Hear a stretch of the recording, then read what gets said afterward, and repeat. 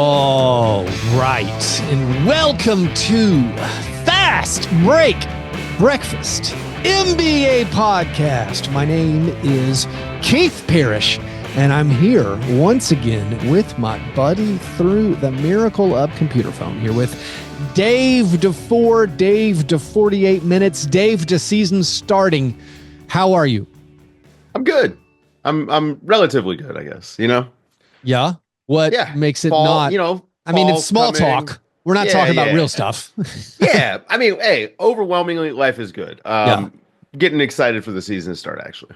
Yeah. So it's real. I mean, as of Monday, September 30th, basically every team is doing media day. A couple have already had their media days beforehand, but then training camp kicks off. We have preseason basketball this week.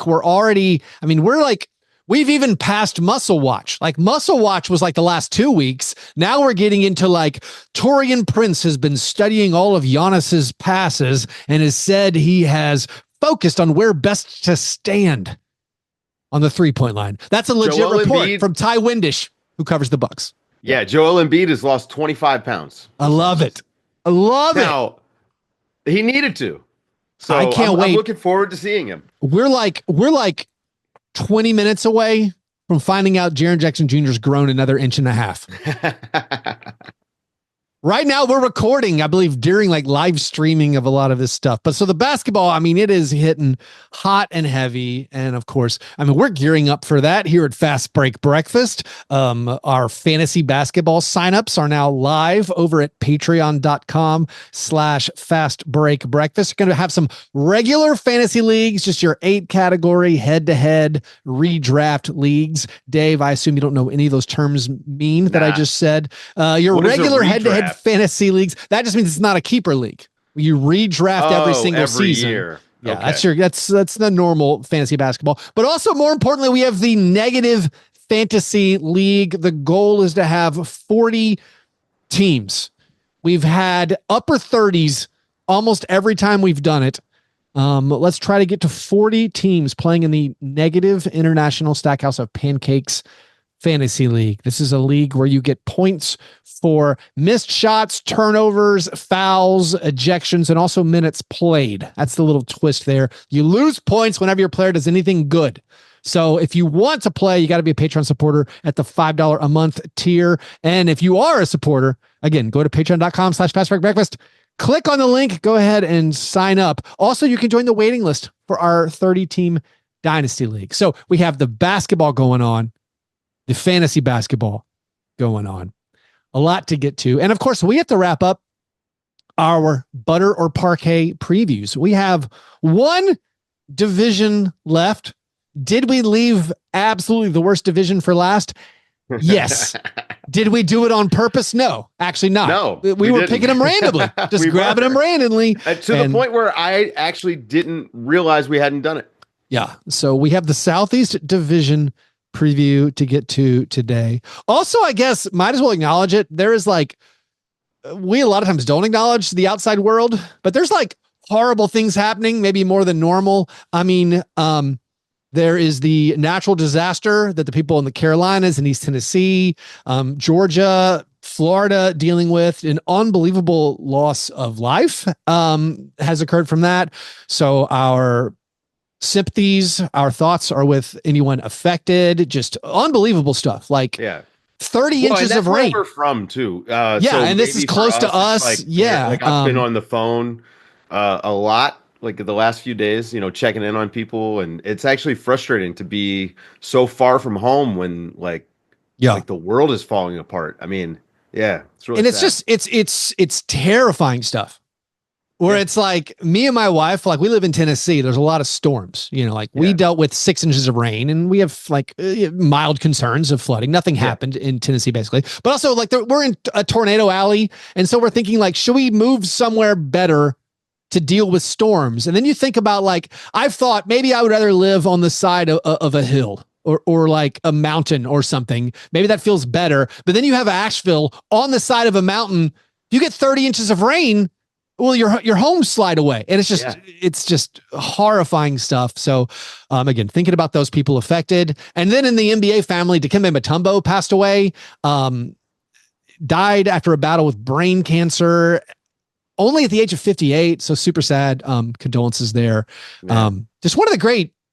I mean, again, you know me, I hate being sincere about anything, but like one of just the most, what's the word? Just like the unbelievable gentleman, a great humanitarian, one of the best people imaginable based on everything I've ever heard about him. Very humble.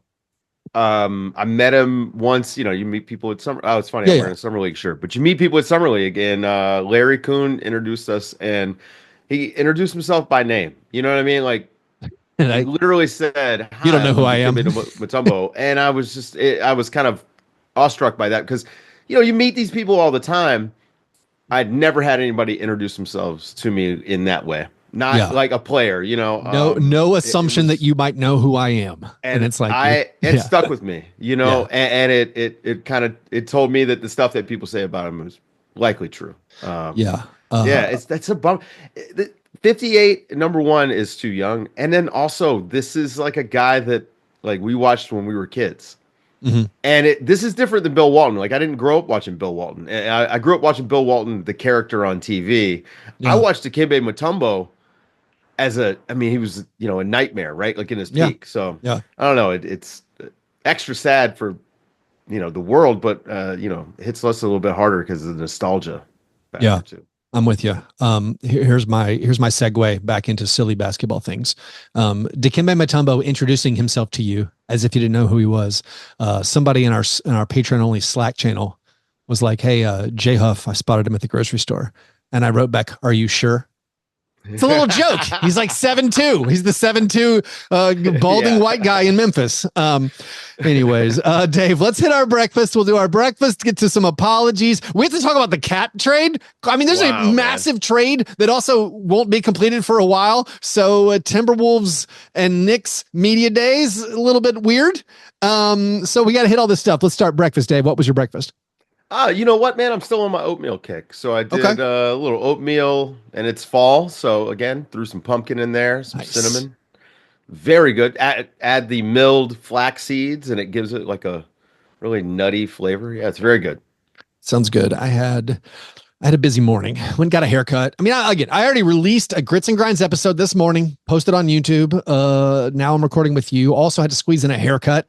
And it was with a new person. And she was not quick. And I'm sitting there like, you gotta, like, this is a men's shortcut. This is supposed to be zoom, zoom, zoom. We're done. Okay. And it was just like, they break out the flow clip. No, I mean, I thought like I should have just said, "Hey, just clip her. It's fine. Just go shorter. It's cool." But like she was cutting it. She left a little, you can't see it on YouTube, left a little long in the back, which I'm down with. All right. It's like kind of a Euro-ish mullet. I'm down. But like she was going so slow. She's like, "Is that good?" I'm like, "Yeah, I got to get out of here." So like, yeah, good enough. Didn't even cut that much really, like normally I'm like every few months, like, "Hey, just trim it all the way back. Let's start the clock over." Like the scissors next to your ears a couple times. No, I mean, it was really, she was patient, and maybe it's because there was no line in the place, but I'm like, "Hey, let's wrap it up." You were getting extra service. I really was. But so, that being said, busy morning, didn't have time to eat much. I did have 2 pieces of leftover sushi, and now leftover sushi, not always the best idea. You don't want that fish sitting. But here's the thing: it was California roll. You only have to worry about the avocado, and it was it's just gross. Avocado can't keep in a refrigerator for a day. So I had very underwhelming leftover California roll. The least it's the filler roll from the sushi order. Yeah. Like you get the things you want, and then there's a California roll too. You're like, all right, I'll eat that last. Throw it in like. Like Daquan Jeffries in a 3-way trade. How's that? Hey. Those were I already made my Daquan Jeffries joke the other day, so I don't know. I'm not going to do it again. Before we get to more Daquan Jeffries talk, those were our breakfasts. After our breakfasts, we move to our breakfast in bed apologies. This is our chance to make right what we might have gotten wrong on a previous episode. It is usually the first time we talk about the NBA. Dave, you said pre-show before we started taping. Maybe you have something you want? I have an apology. Make a mince board. Okay. I'm not apologizing for the take. Okay. You're not also one who asks for forgiveness, but that's okay. Right. Okay. I don't need to be understood.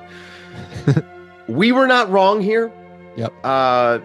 Technically, but I think maybe spiritually, and especially given the circumstances today where Dikembe Mutombo has passed away. Retire all the jerseys.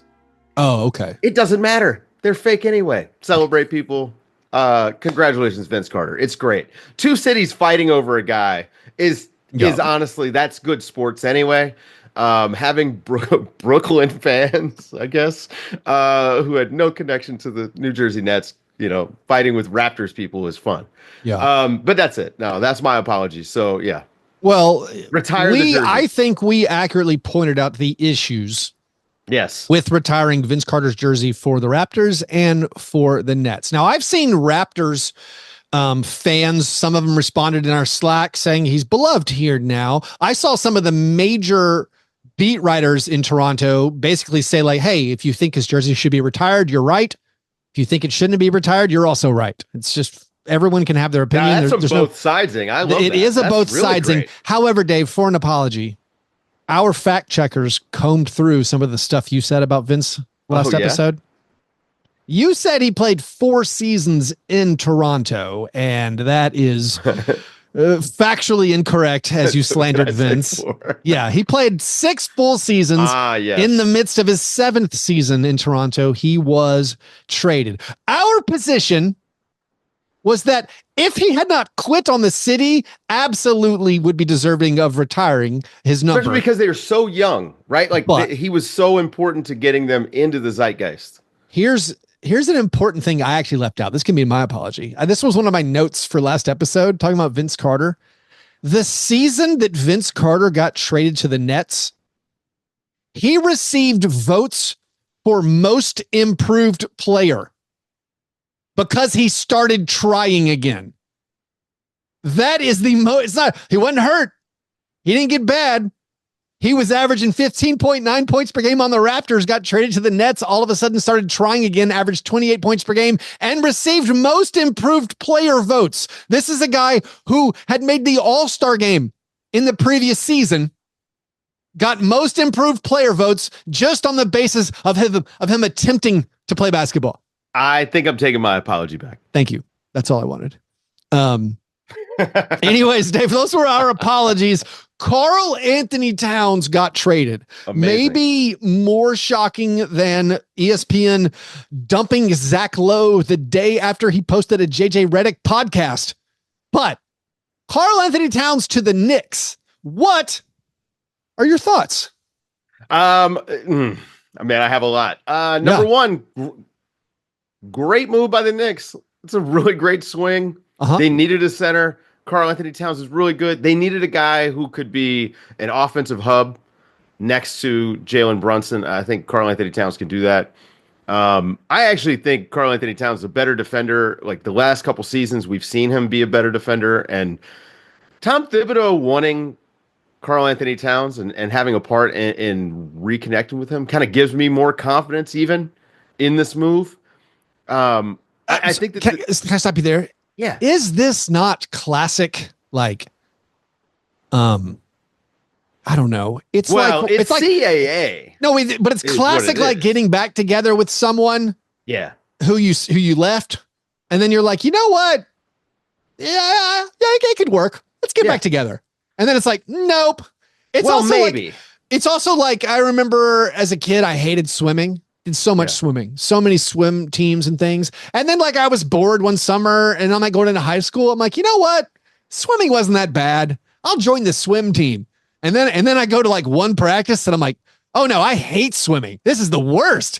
It was like years had passed. And I was like, you know what? I forgot how much I didn't like it. So the Tibbs reunion aspect of this, kind of interesting to me. It worked out great with Jimmy Butler when they did it.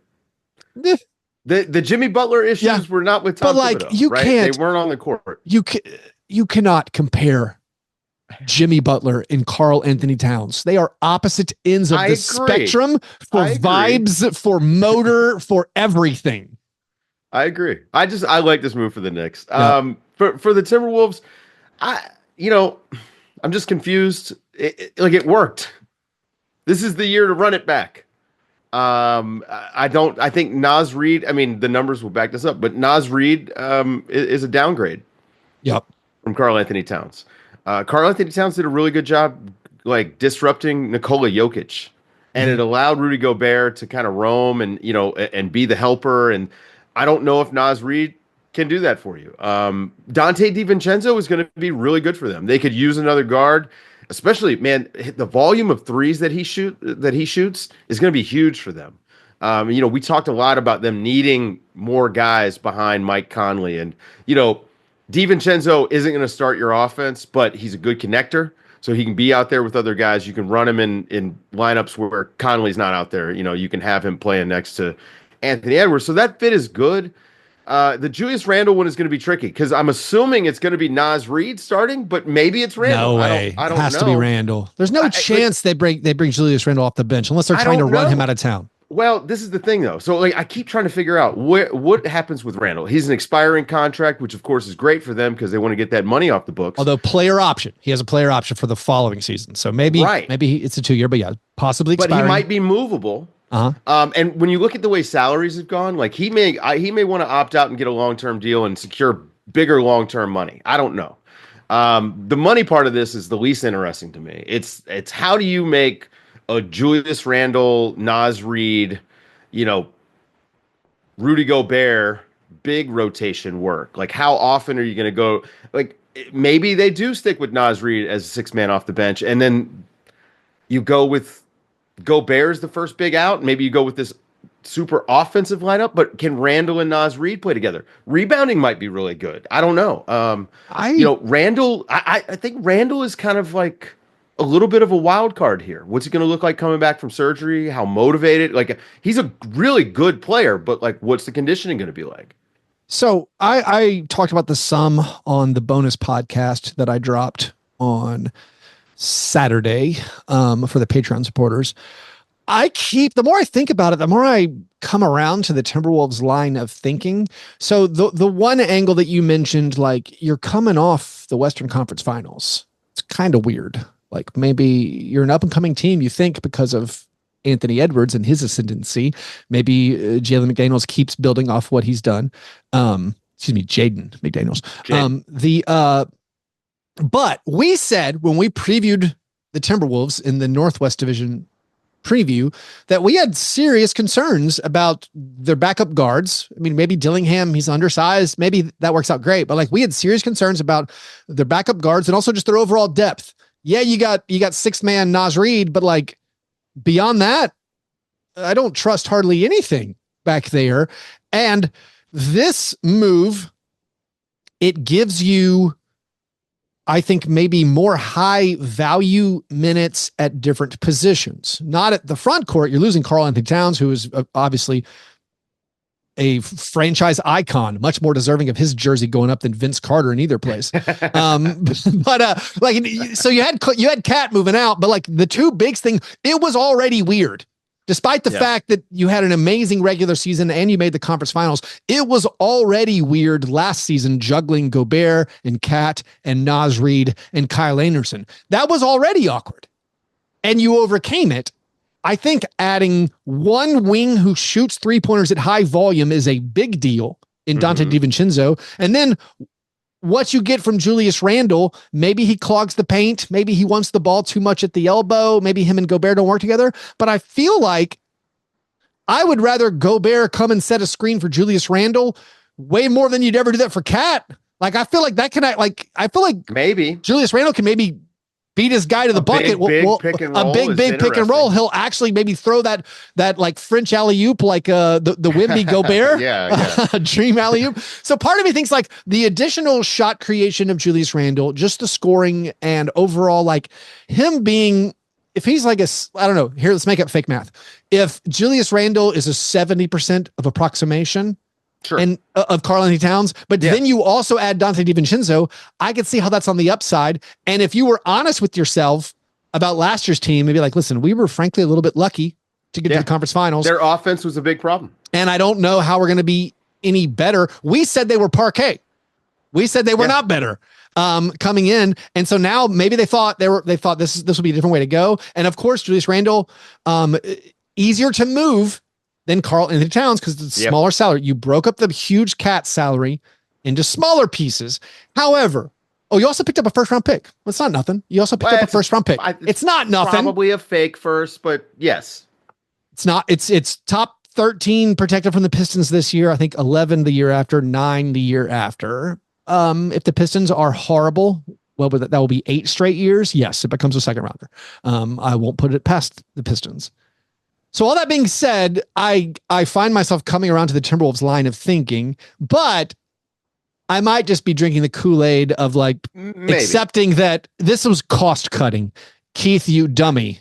They're just not paying the $150 million luxury tax bill they were going to be stuck with. It was cost cutting, but they also did. Parts of it are good. Like the DiVincenzo piece of it is very good for them. If they had a better offense, like if they had something like a better system where I could say, hey, I know what they do. Oh, I know where Julius Randle can plug in, but they don't, man. Like their stuff comes hard for them. It's a lot of pick and roll. Anthony Edwards, the way he dribbled around in Olympics, you know why? Because he dribbles around like that in the regular season too. It's a lot of pound the basketball. If there was just a cleaner system where you could say Julius Randle fills this position, fills this hole, you see how they could use him as a small ball 5. Although I think him and Naz Reid are a little bit like there's a little bit of overlap there, right? So I like it. You said you weren't sure if they could play together. I like that a lot, actually. But maybe I'm just it's the defense that you worry about. Hipster right? podcasty there. Yeah. Where's the rim protection coming from? Randall can do these things. It's just like, can he do them consistently enough throughout the season? But I think on the offensive end, like it's a guy that they can dump the ball to. And now you've got 2 effective, like highly effective big man scorers who can score from the perimeter. So that's unique in and of itself. Both of those guys can attack the basket, at least credibly. You have to guard them when they're open to shoot. So I don't know. I think the best player going out is always going to be tough for me to feel good about your trade. Mm-hmm. And I need to let's see what they've come up with, to make it work. Do you think either team's ceiling changed based on this trade? Well, I think the Knicks probably increased their ceiling. They needed a big. They needed a big before Mitchell Robinson went out. So they needed another big, period. And they upgraded to now one of the best bigs in the East. This is big for them. Dante DiVincenzo, it's not that they didn't need him or couldn't use him, but we kind of figured they were running out of spots. Jalen Brunson's going to play 40 minutes, 45 minutes a night. Like we were talking, who's coming off the bench? What about Josh Hart and all the minutes you're going to need from him? I think that this creates a little bit of clarity for them as well. But they got the best player. So it's hard for me to not feel good about what they did. There's no dispute anymore about who starts and closes for the Knicks. Like you said it, even if Mitchell Robinson was healthy, I was praising them for having like this before the trade, like just an unbelievable top 7 of guys. So I'm like, this might be some of the best top 7 in the whole league. Now it's like, no, they have 5 guys. They have some bench guys who might help, but like this lineup of Brunson and Mikal Bridges and Josh Hart, OG Anunoby, Karl-Anthony Towns, extremely formidable. Maybe the best starting lineup in the NBA. Maybe the Celtics still, probably, but like still, it's one of the better ones. It's a big challenge for Cat, and I feel like the social media reaction to this from Knicks fans was kind of stun, and then leaning towards the panic. Like, well, they're out of bullets now. All the moves have been made. Where's the upgrade coming from? Yeah. And so also just like, I feel like Karl-Anthony Towns has legitimate vibes and motor questions. And like, what's that going to look like? I don't know.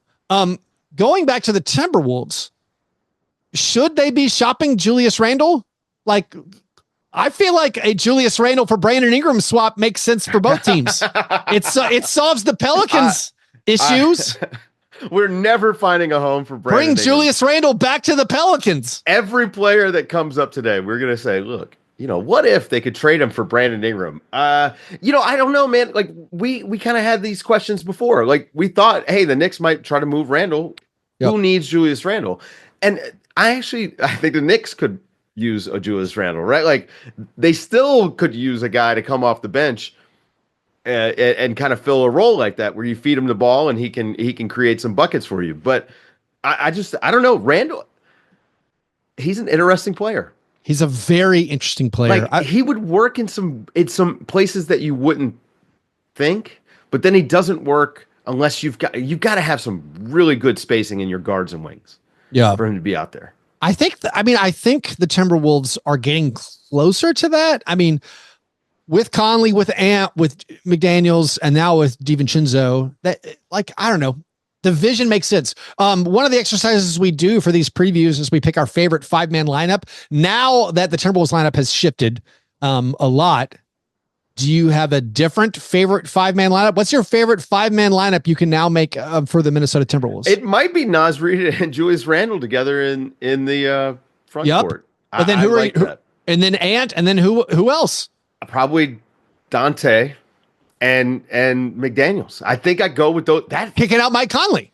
Man, that's nearly 5 out.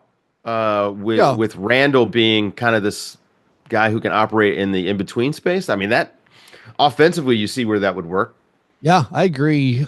Subjectively, I would say maybe my favorite 5-man lineup they can run now would be Mike Conley, Dante DiVincenzo, Anthony Edwards, Jaden McDaniels, and then, I mean, Naz Reid for the vibes, but honestly, play any of the bigs. Those 4 guys, Conley, DiVincenzo, McDaniels, Edwards, with Gobert or Naz or Julius Randle. I think that gives the Timberwolves a little bit more versatility. I now find myself getting back more on board with the. I don't hate it.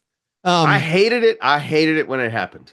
I initially didn't like it for either when it happened. Now I'm like, I don't know if I like the Knicks as much. I don't know. Oh, see, I think I like the Knicks a lot, but I just need to see. I need to see what Cat does. There's also rumors of the Knicks still shopping Mitchell Robinson now. Maybe if they could break up that salary slot, it's like 12 or 13 million. Yeah. Can you get 2 players that can contribute for that amount of money? I don't know. It does seem like they need a little bit more depth. The Hornets piece of it, good job getting something for salary cap space for Daquan Jeffries and maybe some other dude, Dwayne Washington. Good job for existing and having the Knicks having your cap hold. Congratulations. You're about to get paid money for doing nothing. Sign and trade. Good job. American dream. Yeah, absolutely. The American dream. Anyways, Dave, let's take a break and then we'll come back and we will talk about the Southeast Division. All right, Dave, this is the Southeast Division Butter or Parquet preview. This is our 6th and final Butter or Parquet preview. If you've missed the past 9 to 10 years of Fast Break Breakfast or the previous 5 episodes, Butter or Parquet previews, we basically look at the team's roster and we ask if that team got better or worse based on last year's projected healthy roster. If they get better, we call that butter in our food-based breakfast parlance. If they're not butter, we call that parquet, which is a butter imitation, a butter substitute. So there's some leeway as far as how we judge it, but essentially we say, could last year's team or this year's team beat last year's team? It's a lot of it boils down to just what we consider to be talent acquisition. We frequently, I feel like, discount rookies and year over year improvement. We'll consider it. We'll think about it, but basically we want to know, did you get better players this year than you had last year? So let's actually go in reverse standings order based on last season. And Dave, I have stunning news. The Washington Wizards lost 67 games last year. Really amazing. That's outrageous. Without losing 29 in a row. Yeah, they spread it out. Their GM, Will Dawkins, at Media Day, he gave one of my, maybe this is going to be hard to beat for quotes of the year so far. Dave, he said that the rebuild hasn't even begun. They're still in the deconstruction phase. Well, that's why they signed Jonas Valanciunas to the contract and they signed him to. They've been terrible for years. Last season, they lost 67 games. They haven't hit the bottom yet. There's still ways to go. He added, please don't judge my progress after at least 3 or 4 more seasons. I made that quote up. I started this job, Keith. Don't judge me yet. I'm still in the building phase, guys. I'm still in the very nascent stages of the rebuild here. We're in year 6 of tearing this thing down. Dave, he identified this is great job security. Like, it's unbelievable job security. And the media goes right with it because they just want this guy to talk to him all year. The easiest way to get a good trade grade is to send out good players and get picks. And like, oh, that's an A. Well, this guy's a genius. The Nets traded away Mikal Bridges, trade grade A. He said, there's deconstruction. We're still in that phase. Then there's rebuild.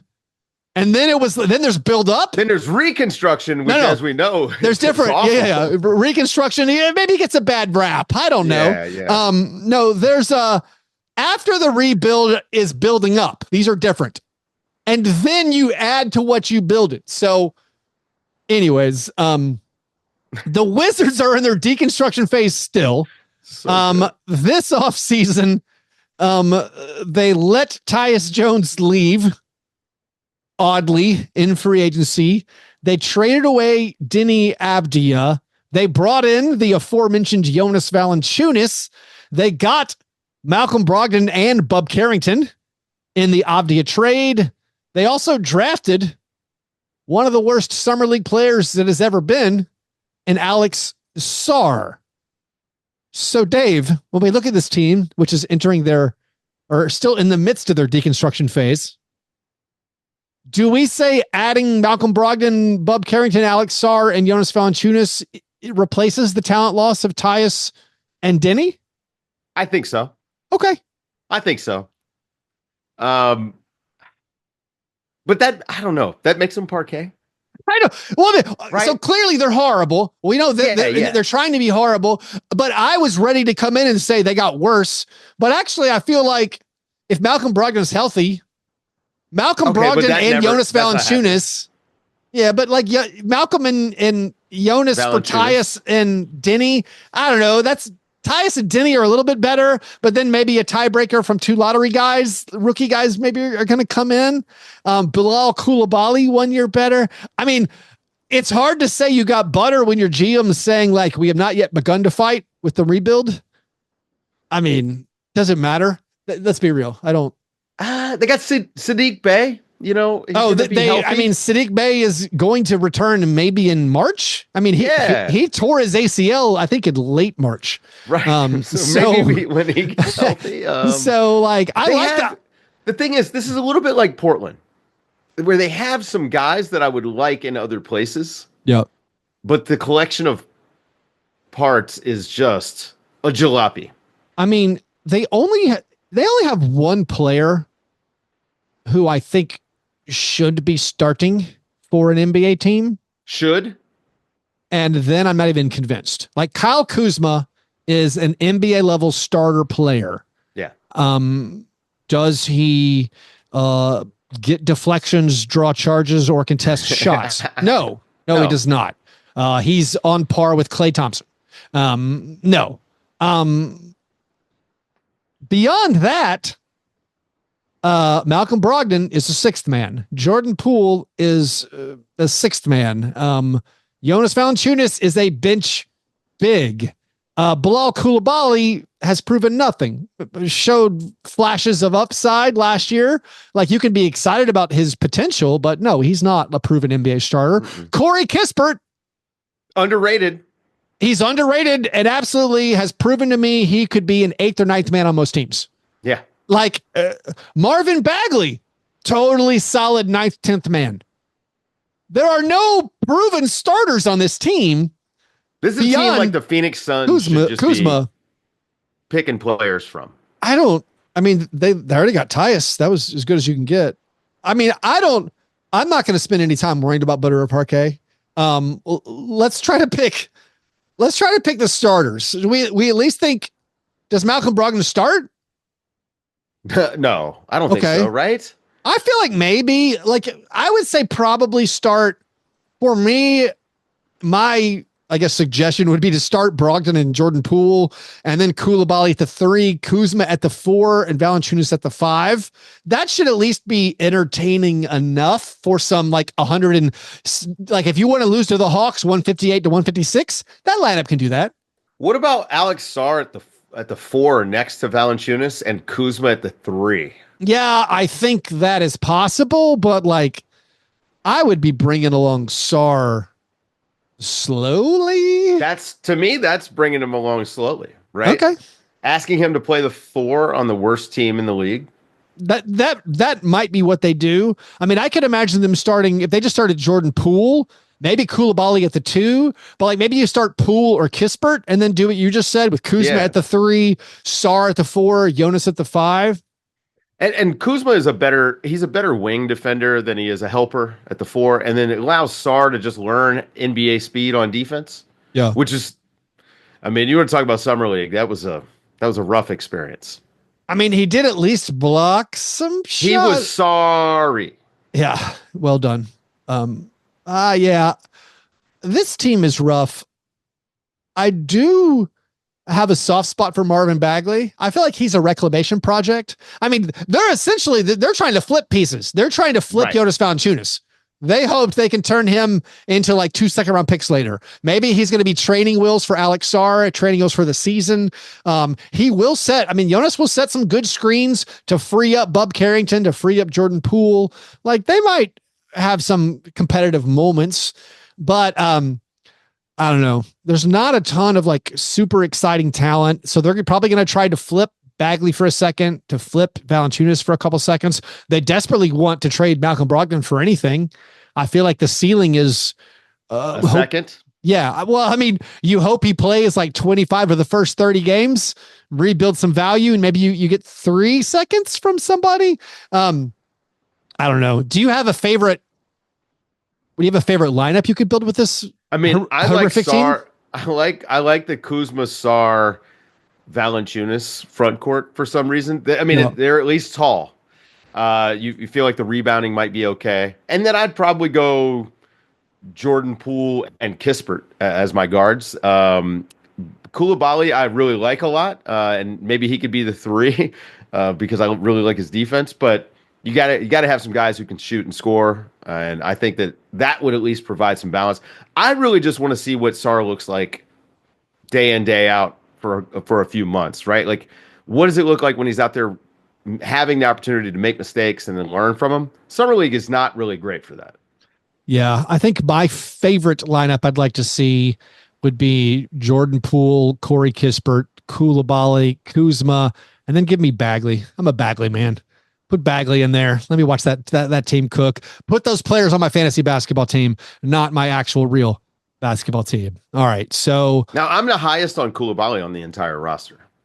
I think I understand that line of thinking, and I don't disagree, just on the basis of like the ceiling for so many of these guys is just like, I don't think any of these guys are really that good. And if he pops, there's a athletic wing, very versatile, can hopefully fit alongside a lot of players. All right.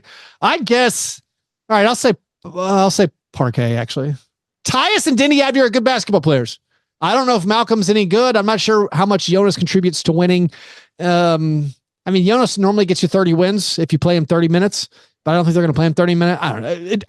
It could not matter in the least what you and I say, butter or Parquet. Right. Do you want to put your stamp, though, for approval? I'll say Parquet. All right, fair enough. The Tyus Jones pieces. Let's go to the next team, the Hornets, who somehow did not finish last in the division last year. 21 wins, Keith. 21 wins. So what did they do? What did they do to build off of that, Dave? Well, first thing is they brought in a new coach. So they got Charles Lee. This is his first head coaching job, but this is a guy that Seth Partnow worked with him in Milwaukee, and Seth said that he was a head coach that was going to just have a nice long run somewhere when he finally got a shot. So people were really excited about him getting there. I think it would be good to have a younger coach with these younger players.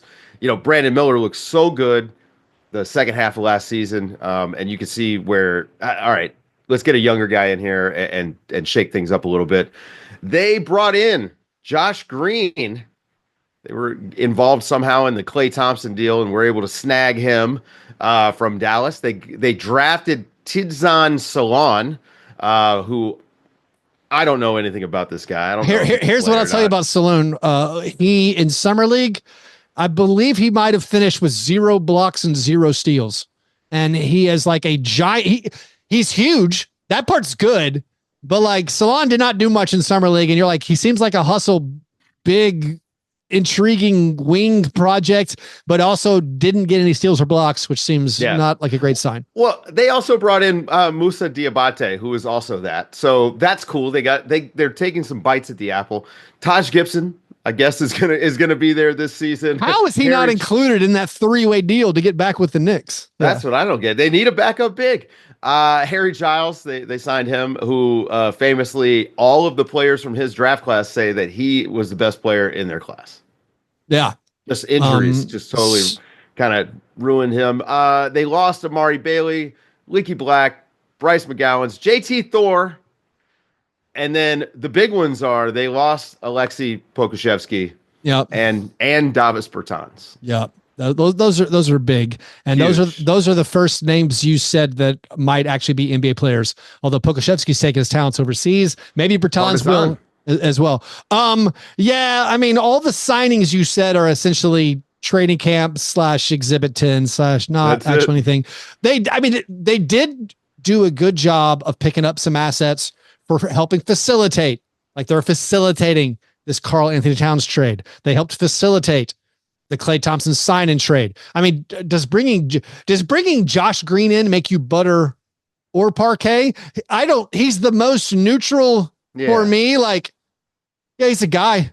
It's like an energy guard off the bench. He doesn't make you better or worse. Yeah. He's just a guy. I will say when we frame this, I think it's fair when you look at the Hornets to actually include the returns of LaMelo Ball and Mark Williams in this grade. So if you do that, you're like, oh, easy parquet. When you remove that, it becomes a little more nebulous. You're like, all right, they drafted a guy who's a project and they got Josh Green. Tiny butter, I guess, but like, I don't know. But with what you saw, look, the Brandon Miller stuff looked pretty real. As very good season. As fake as some things can look on a bad team. And you see the fit with LaMelo Ball and Brandon Miller. And I think that this is going to be they're going to be better this year on the court. Now, whether that equates wins, who knows, man, because they don't have enough talent to actually chase wins yet. They need to be developing, which, LaMelo Ball, like the injuries have helped him quite a bit as far as like getting a pass. Coming into like, what is this, year 5 of LaMelo Ball? Yeah, year 5. When's he going to do some stuff? Unrelated to go-karts on the roofs of buildings? I don't know. And driving like a, Yeah. I don't know about the squad. I mean, the good news for them is they're not good. I'll tell you that. The good news is, Dave, they're in the Southeast Division. Yes. Trying to build a starting lineup. Now, LaMelo, of course, has barely played the last 2 seasons. Mark Williams, actually, they've announced he's not going to be ready for training camp, which is bad news because he missed like 70 games last year, but I think was doubtful for most of the year. They're like, oh, he's doubtful day to day. Never played. But building the starting lineup, I think when you include what Brandon Miller showed last year, LaMelo, Mark Williams, it's very, very clear than Miles Bridges. You just have a hole on the wing. And I don't know do we think Josh Green steps in as a starter? So it'd be LaMelo Ball, Josh Green, Brandon Miller, Miles Bridges, Mark Williams. Maybe. I mean, they really like Trey Mann. What with LaMelo's size, maybe it's Trey Mann. He's so small. He can play that too. Yeah, maybe. But I think he's most likely to be the first guard off the bench. Mm-hmm. Nick Smith. Is he still hanging out? That's the guy. I don't even know much about that guy. He's on the roster that I'm looking at. Yeah. They have, I mean, off the bench, you still got Micic hanging around. Cody Martin is there. Cody also missed so many games last season. I mean, maybe you start Cody Martin if he's healthy. Like that makes sense to me. Seth Curry's still there. I don't know. Like, I don't think like Grant Williams started a ton of games for them at the end of the year. Like, I don't think, could you start Brandon Miller, Miles Bridges, and Grant Williams? Maybe you could, like the 2 through, like if you call Brandon Miller more of the 2. No, I was thinking is like alongside Mark Williams. It's just, I'm trying to put the most talent on the court. I don't know. That intrigues me just based on the size, because you're always building fun lineups when you have a tall point guard.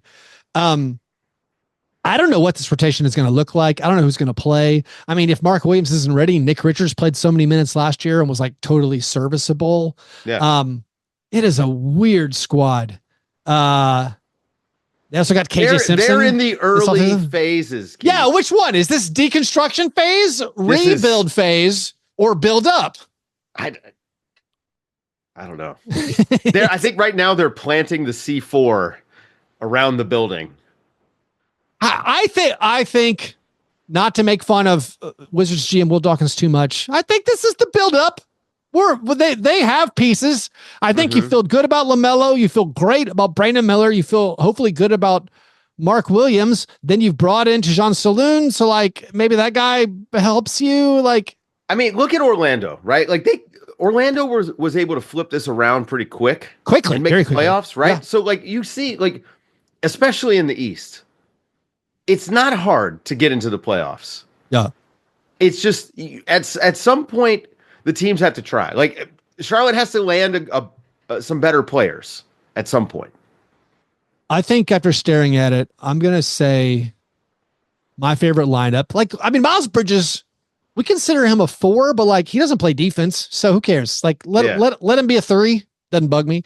Brandon Miller shoots well enough. And I'll be honest, I haven't watched enough Hornets games to know if this wouldn't work at all. I feel like on paper, give me that thing I was talking about. LaMelo, Brandon Miller, Miles Bridges, Grant Williams, and then Mark Williams as my tall ball. Tall ball. That's, if I'm not doing that favorite 5, if Mark Williams isn't healthy, give me a healthy Cody Martin to go in there. So LaMelo, Cody Martin, Brandon Miller, Miles Bridges, and Grant Williams.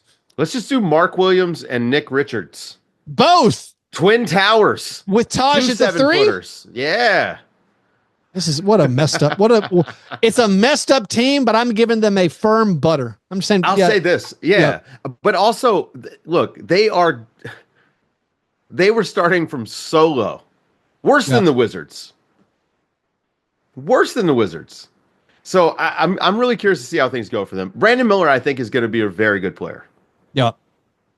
Let's move to the next team. The Atlanta Hawks.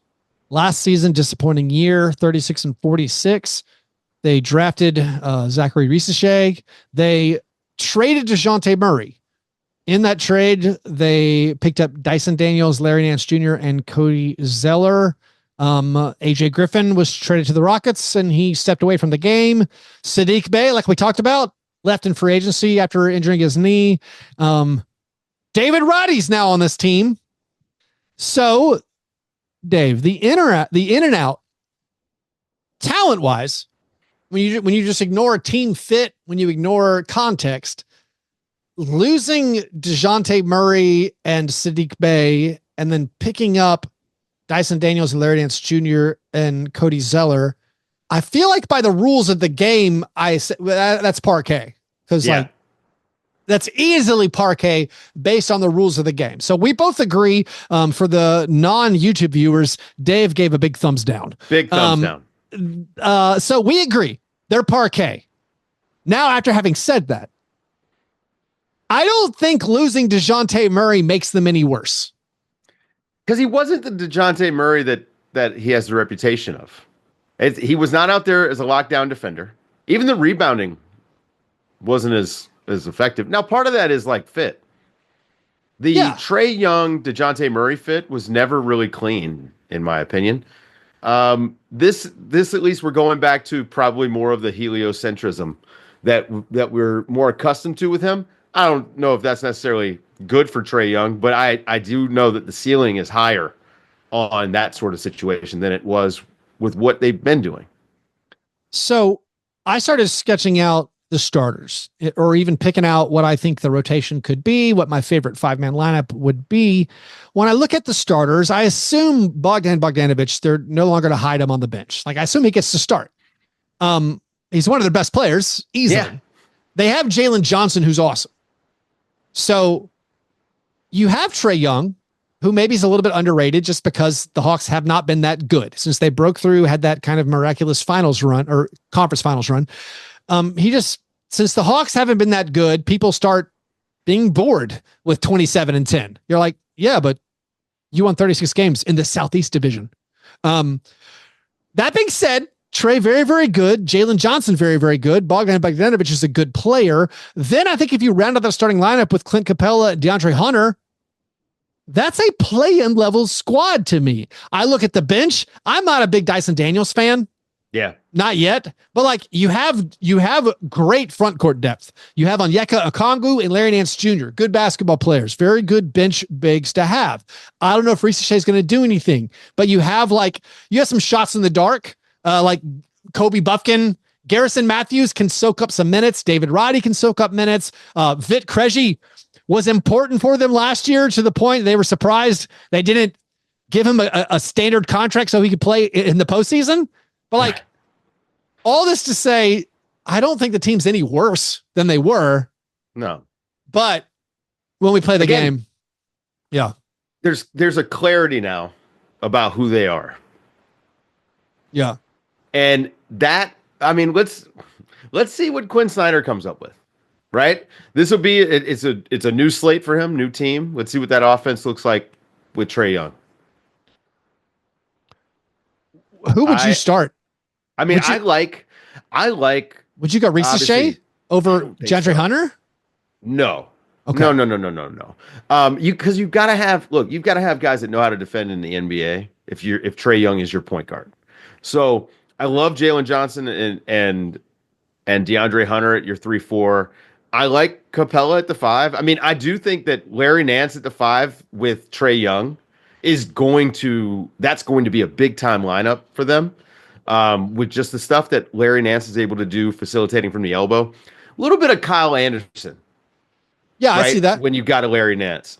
But I think Capella, Hunter, Jalen Johnson, Bogdanovic, and Trae Young. Bogdanovic could be the star of that team. Like he's a good enough player to me that he could be the second best player on that team. Yeah. I feel like that's enough talent there. If I'm picking a favorite lineup, I'm trying to cram on Larry Nance Jr. with Okongwu. But I don't think it's tough. The spacing just isn't there. I mean, I know Okongwu can hit the standing still corner 3, but like there's still not a lot of spacing. So I would say my favorite lineup is probably going to be just with Larry Nance Jr. in with Jalen Johnson, Trae Young, Bogdanovic. And then I'm debating between the known quantity of DeAndre Hunter, who has been a little bit disappointing the past season or so. I feel like a lot of people's opinions on DeAndre Hunter are just so tied up in the extension he signed, where people are like, that's not a $20 million a year player. It's like, yeah, you're probably right. But if he was making 10, you're like, hey, good player. You know, fine guy to have around. So I think my favorite lineup would be just with Larry Nance Jr. in the place of Clint Capella. And that feels like an extremely competitive squad that could finish like 7th or 8th or something. I feel like I spent the whole offseason thinking about the Hawks as a rebuilding garbage team. And now that I look at their roster, I'm like, it's not horrible. Also, they owe an unprotected first round pick to the Spurs. So they're not going to tank it out. Right. So I don't know. Any other thoughts on this Hawks team or any other weird lineups you'd like to try out? No, not really. Great. This is a division that frankly, we probably are going to think the least about this season. It's probably like the least impactful. Although we answered the question last episode, which division could get the most playoff teams? I feel like there's a world Or they have 3? They could push 4, maybe. Hawks and Hornets are dark horse. Dark horse. Let's take a break, and then we'll come back with the quote-unquote good teams from the division. Where the Miami Heat. The Hornets making the play-in. That's right. I'm putting my stamp. No, let's talk about the Magic and the Heat. We'll do it right after this quick break. All right, Dave, the Miami Heat finished second in the division last year. What did they do this offseason? Big offseason, I assume. 46 wins. Yeah. 46 wins for the Heat, which, it's fewer than the Warriors, who everyone said had a catastrophic season. Right. They lost some players. I'm going to start there. They lost some. I mean, Caleb Martin has been important to the Miami Heat, and that's a major loss. They lost him to Philadelphia. That's huge. They also lose Patty Mills and DeLon Wright. Not as big of a deal. They got Khalil Ware in the draft. I don't know what to expect from him. They got Alec Burks, and I think that Alec Burks is going to do what he does and probably play a lot more than you expect when you sign him to that contract, because guy just stays ready. And then they also picked up Nasir Little, which I didn't like as much in Portland. I didn't like as much in Phoenix. And for some reason, I love Nasir Little in Miami. I just feel like we're about to see the best of Nasir Little for some reason. He just fits so perfectly there. They got Josh Christopher, but I'm assuming that this is just a camp deal, and he's not. I think he's got guaranteed. So he's on the 2-way, I believe. Was he guaranteed? Based on his awesome summer league. Actually, let me look up his contract. Well, that's what I was going to bring up. He was so good in summer league that it seems like he might actually stick around this year. Yeah, he's got some dynamic offensive capabilities to his game. Now, whether he can do that in the NBA and consistently, I don't know, but I like him. And again, Miami's a place where if they've got a guy on the roster, I expect to see him play. Yeah, I'm going to get a taste of Josh Christopher if he's on the roster. So I think you're making a fun point about Nasir Little. Like, they're taking a flyer on him after getting stretched and waived. He'll be taller now after he got stretched. That's right. Yeah. But it does seem like a guy that the Heat, you'd be like, oh, of course the Heat got him, and he turned out to be a good player. Right. But the big stuff, it's interesting. They didn't do a lot. I think you can identify. I boil it down to basically you lost Caleb Martin, who played important minutes for you, and you picked up Alec Burks, and then you got Khalil Ware, in the draft. That seems like just a parquet. If you want to play the game where you include like Terry Rozier as a value add, but he played last year, so I don't really do it. I'll say slight parquet, but I'm not down on the team by any stretch of the imagination. I think year 2 of Jaime Jaquez, Nikola Jovic, getting better. They can actually improve there. I'm actually really excited to see what Khalil Ware and Adebayo, like how they work together. Can they play double big? I think maybe Rozier could be healthier this year. So I know I'm going to say parquet for an overall judgment, but this team maybe could surprise people. Of course, the huge questions for the team are is Jimmy Butler healthy? Is Jimmy Butler also in a good spot with the franchise? Do they want to keep building around Jimmy Butler? Are they going to try to add to the team around Jimmy Butler, or are they going to try to pivot and move Jimmy Butler and build up around Bam Adebayo? And I don't know which way they're going to go. At what age do you start to say a guy is just you know what I mean? There's got to be a point where you don't expect every 35-year-old guy who was once a good player or great player to continue to be. I don't know, because the age, it feels like it keeps going up, maybe perfunctory citing of advanced sports medicine and new frontiers. I don't know. Maybe some gimmicks involved too, but maybe some gimmicks. Yeah. I don't know, man. Is Jimmy Butler good enough for this team to be a contender? I don't think so. I don't think so. I haven't seen it. I just don't think so. Let's look at the roster now and try to pick out a starting lineup, though. Who do we think even starts? We know Jimmy Butler and Bam Adebayo. Assume Tyler Hero. I'm kind of assuming Tyler Hero, although Yeah. again, like he's an ideal world's best sixth man. I know he's averaged over 20 points per game a lot, but like the guy gets hurt every year. Is this a year he gets traded? Maybe six You know, man. like To whom? I don't know. This is the weird For thing Julius about the Randle? Heat. Oh man. Actually, Julius Randle in Miami, that would be perfect. All right, so let's assume Tyler Hero. Let's assume Terry Rozier. Yeah, yeah. I mean, unless Duncan Robinson starts. I mean, so I think Terry Rozier, Tyler Hero, Jimmy Butler, Bam Adebayo, and now we're picking between Jaime Jaquez, Nikola Jovic, Duncan Robinson, Kevin Love, Haywood Highsmith, and Khalil Ware. I think any one of those six guys. I lean towards Jaquez as like a 4, but maybe you want more size. Maybe. I mean, he's a big dude, but I don't know. I kind of feel like maybe Kevin Love, but they didn't start Kevin Love that much last year when he was available. Nikola Jovic started 38 games last year. Yeah, he started a lot near the end of the year, I think, if I remember correctly. Maybe it's Duncan Robinson and Jovic. And then have like Hero off the bench still as a 6-man? Maybe you start Hero and have Rozier and Jaquez coming off the bench with Kevin Love. That's a pretty good 8-man rotation. And they've got a lot of fun options. Ware, like if Ware can come in and give you like eight decent defensive minutes as a rookie, like which again, granted that's a high bar, but it's Miami.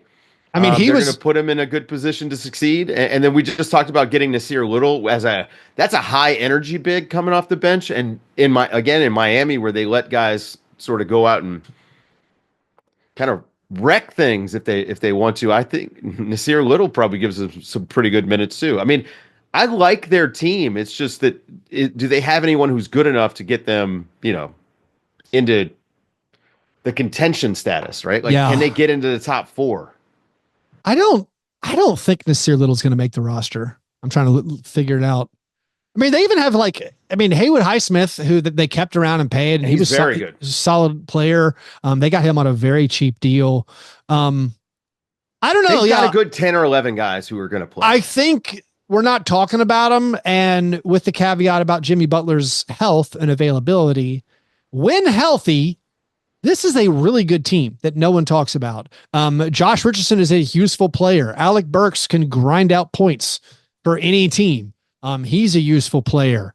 They go pretty deep, and Khalil Ware looks really good in Summer League. Doesn't mean much. Doesn't matter that Khalil Ware looked good and Alex Sarr looked terrible. Like, we know it's fake, but for whatever hope you talk about the Heat trying to do a reclamation project on a guy like Nasir Little or Josh Christopher or whatever, you're like, why couldn't they turn him into Caleb Martin? Or why can't they turn him into, any number of these guys? Well, the biggest problem is those guys, like you can turn them into that where okay, they're going to be high energy. They're going to defend. They're going to rebound. Does not help them with the thing that they need the most. And that's scoring points. They have big time offensive problems.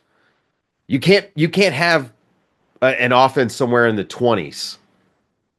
I mean, on paper, it feels like they should be able to score more between Rozier and Hero and Butler.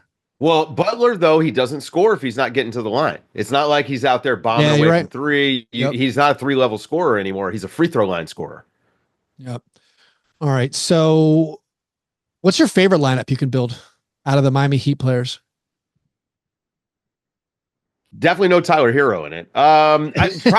Probably like it's another big lineup, right? Like it's Rozier, Jimmy Butler, Jaquez. Yep, those 3 are on mine. Yep. And then maybe Highsmith, because I like what he brings physically. I kind of want to see the double big. Those 4 you mentioned, Rozier, Butler, Jaquez, Adebayo. I kind of want to see that with Ware in there. But also, I think I might pick my favorite 5 with Jovic as the 5th. So it's Rozier, Butler, Jaquez, Jovic, Adebayo. I think that's a solid squad. They are. I think they're kind of running under the radar, and they're going to be quite good. And I think they will be a handful for the team that won the division last year, the Orlando Magic. The Orlando Magic, surprisingly, won 47 games last season. They almost beat the Cavaliers in the first round, but no one on the team could make any shots. To fix that problem, they brought in a guy who shot 30% in the playoffs.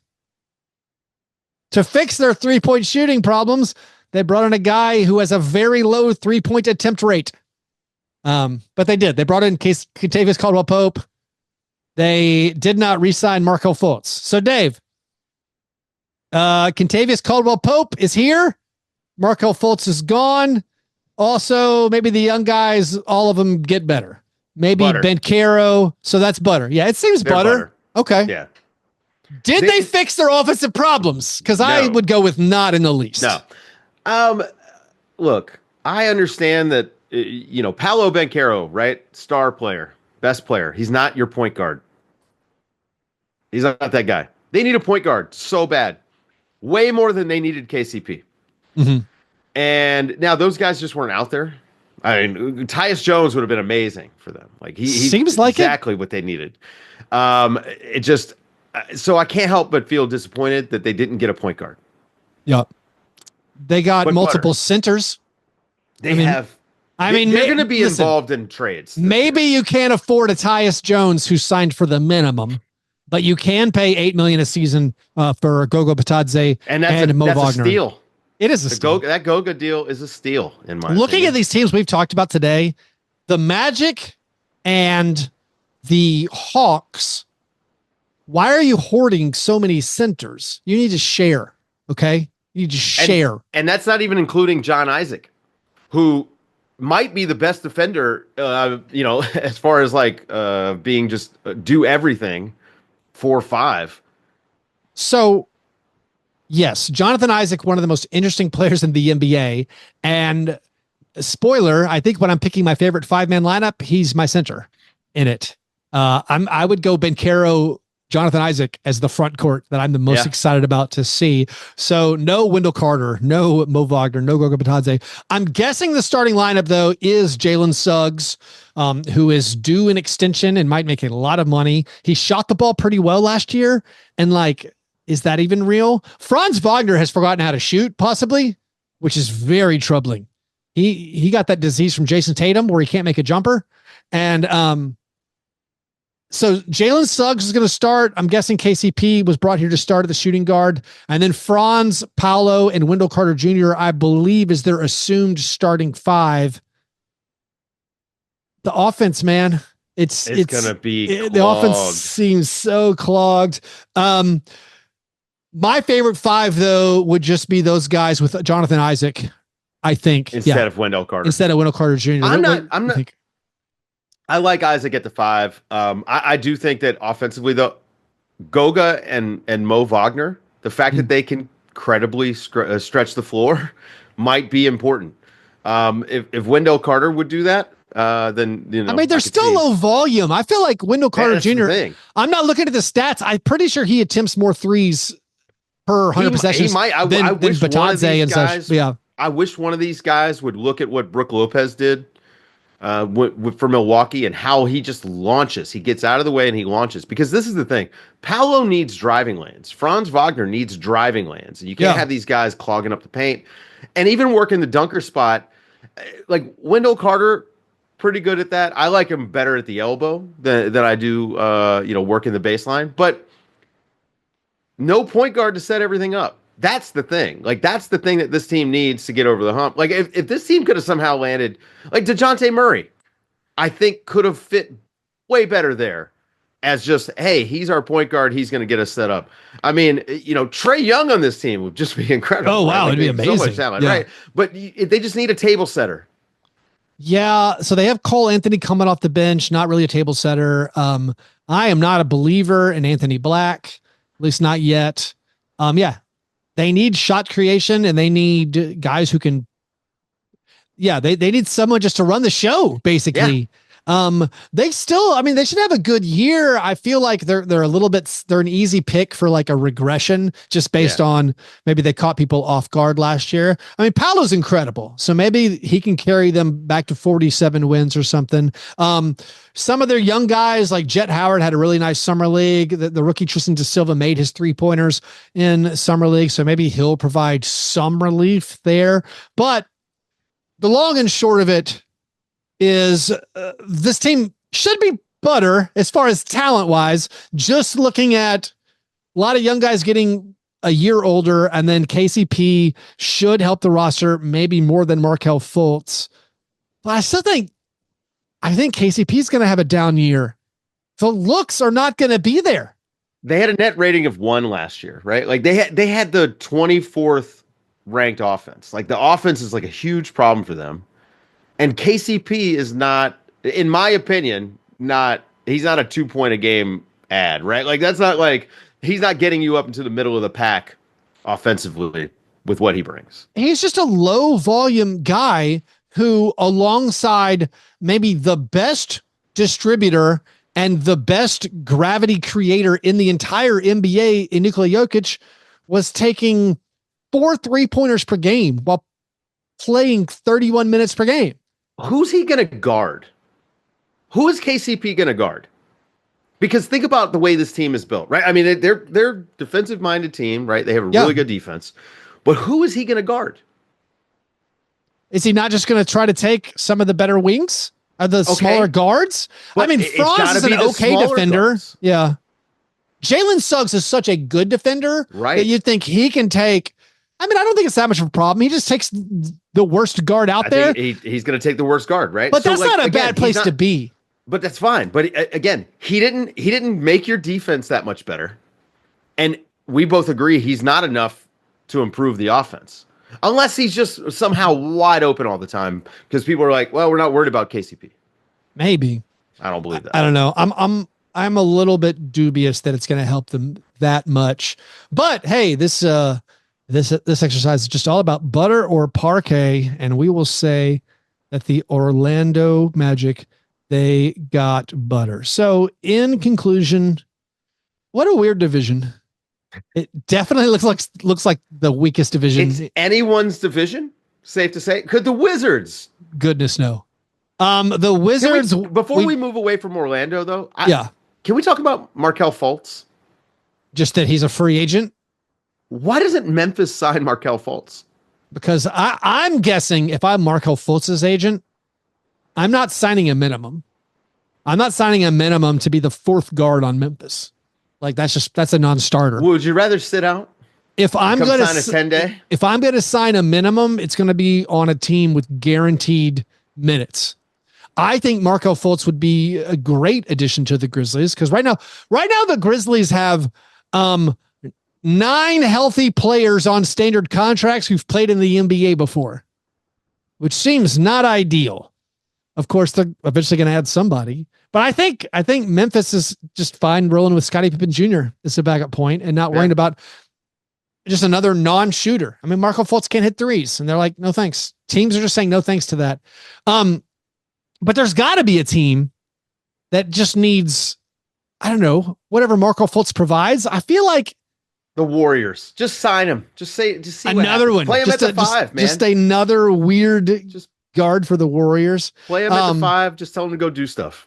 All right. No, in summary, the Wizards were confused. We say slightly parquet / who cares. You traded out Tyus Jones and Deni Avdija for Malcolm Brogdon, Jonas Valanciunas, and some rookies.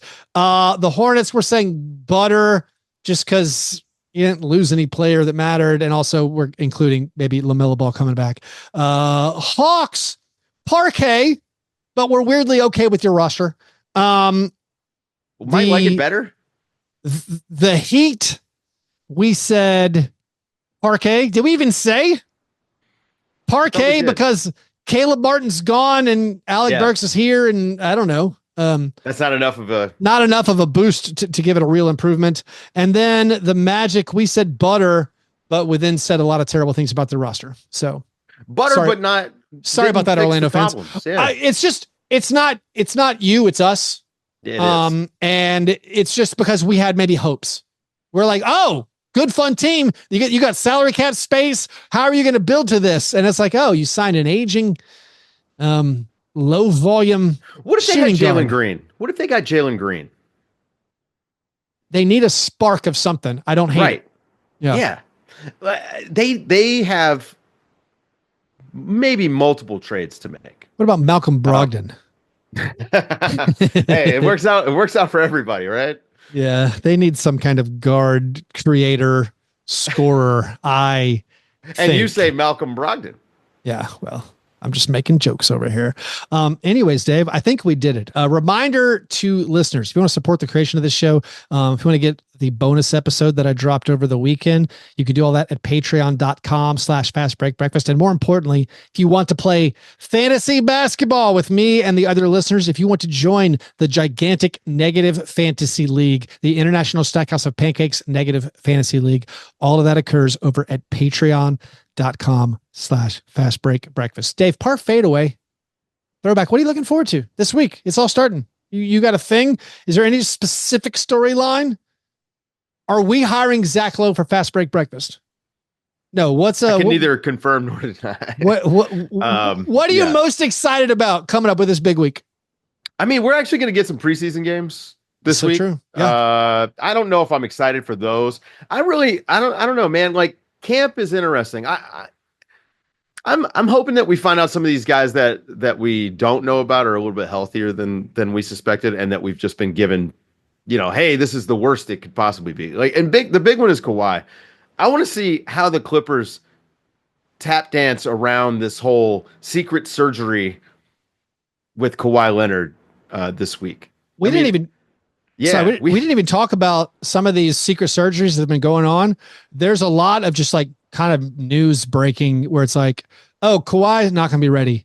Chris Middleton, maybe not ready. Devin Vassell, not going to be ready for the Spurs. The Spurs, will they be horrible? Because I think they might be. Sorry, Victor. Are they any good? Who knows? But yeah, the preseason games this week, Celtics Nuggets play on Friday during the day. Don't let it surprise you. The Timberwolves have a preseason game this Friday night as well. Will Julius Randle be there? Will the trade be done? No idea.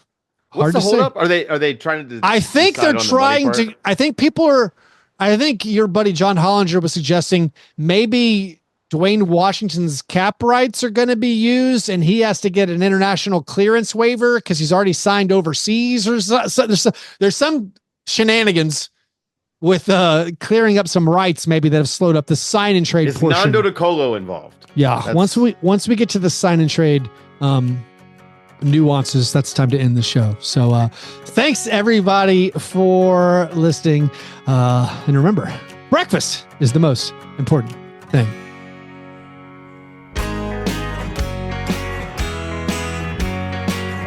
Yeah, never apologize for being G&G. Fastbreak break, man. You understand?